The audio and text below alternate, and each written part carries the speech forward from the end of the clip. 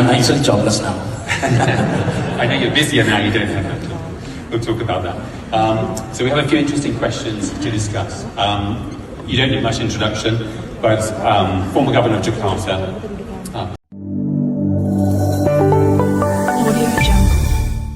Anies Baswedan, Governor of Jakarta from 2019 to 2022, and Chair of the Urban 20, to the stage for a conversation with Ben Vickers, Chief Editor at BNEF.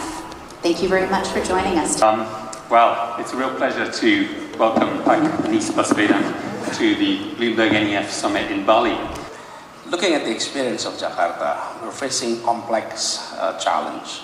Look, we have 11 million people, and we have 16 million registered motorized vehicles. So we have more motorized vehicles than people officially. Let's assume that it's 11 million people, 11 million motorized vehicles. How do we change that equations? I think one, this is a lesson learned, look at the root cause. What are the root cause there? And two, use all resources. So collaboration is key. And three, evidence-based policy always. So these three things, let me elaborate a little bit. One, on the root cause. And it was mentioned earlier in the previous presentations. We have been adopting car-oriented development for decades. So we are transforming that into transit-oriented development in all aspects. We're happy to report here that we lay out the foundations, because that reform will take place for many, many years, not only in the 5 years. But we lay out the foundations of that reform. When we are talking about converting into transit-oriented development, it means one, spatial planning is being changed. And we did that. So we did the spatial planning change, but the result of the spatial planning change can only be seen in the next few years. Zoning regulations were reformed, permits for higher towers were given if you're near a train station, for example. And with that conversion, we are seeing tripling in terms of daily ridership. In 2016, 2017, daily ridership was about 350,000. Now it's 1 million per day. And when you are seeing 1 million people taking public transport every day, then they are leaving their cars, their two-wheelers behind. If we are able to double our fleet, it simply shows we have the fiscal capacity for procurement.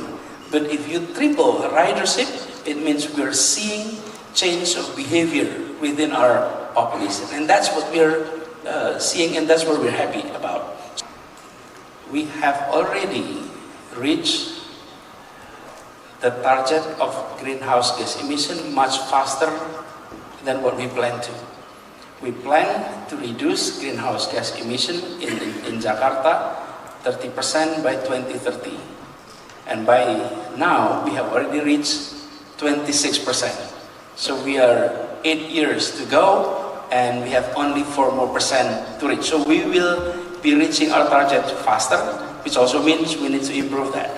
We were surprised to see the response of the public to the public transport. We didn't expect from 350,000 to 1 million within 3 years. We didn't expect that, to be honest. We saw very positive response from the public. And with that trend, our original plan is to reach 4 million of daily ridership by 2030. However, looking at the trend, we're tripling in 3 years. I think we may be reaching 4 million daily ridership much faster.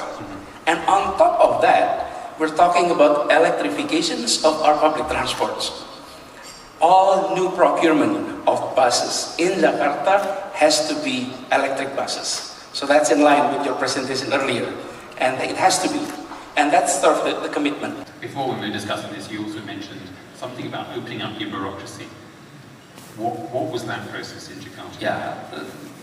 Before I address that, before I address on the bureaucracy, let me respond to how do we execute in terms of these projects. In Jakarta, when we're doing things, we always outline there is 3 stages. One level is ideas, the second is narrative, 3 is executions or work. Okay? Why ideas and narrative is important? Because on issues such as environment, it requires everyone to get involved. We need everyone on board. And if we don't set our idea clearly, and we don't communicate our idea clearly, how can we get everyone on board on the execution level? Okay? And when it comes to having everyone on board at the execution level, the first thing is, one is the bureaucracy. We're managing 180,000 employees within our cities. Okay? And when it comes to public transport, we're talking about no less than 15,000 people involved in that sectors. We need to educate them about the importance of sustainable approach to transportation. And we translate that idea into narratives that everyone understands. For example, when it comes to public transport, I gather everyone on that sectors, having a meeting, and I ask simple questions. What kind of transportation tools that everyone has? And almost everyone said, 2-wheelers. And I said, no, it's your foot. Walking, that's public transportation tools that everyone has. Therefore, we need to build sidewalks. We didn't have sidewalks in Jakarta for decades. And we didn't assume the walking as mode of transportations. So, idea, narratives, then executions. We don't have that clear idea what is mobility, what is transportation, and what kind of transportation activities there is there, then we may not be addressing everything. So, in the past 4 years, 5 years, we built 240 kilometers of sidewalks. That's require reforming the paradigm of our bureaucracy.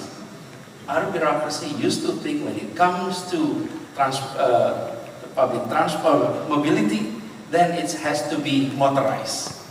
If it is not motorized, then it is not urban mobility. But we are introducing 2 things, walking and cycling.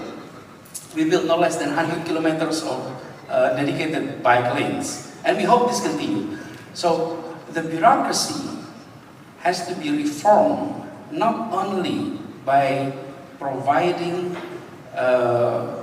programs to be executed, but it has to start from educating new ideas and inviting them to be on board, living on the idea. The second is collaborating with the House of Representatives or the City Council, which is key. I think cities across the globe will have to work with the city councils and sell that idea early and give them some kind of idea what kind of city we will be having once all of this is adopted.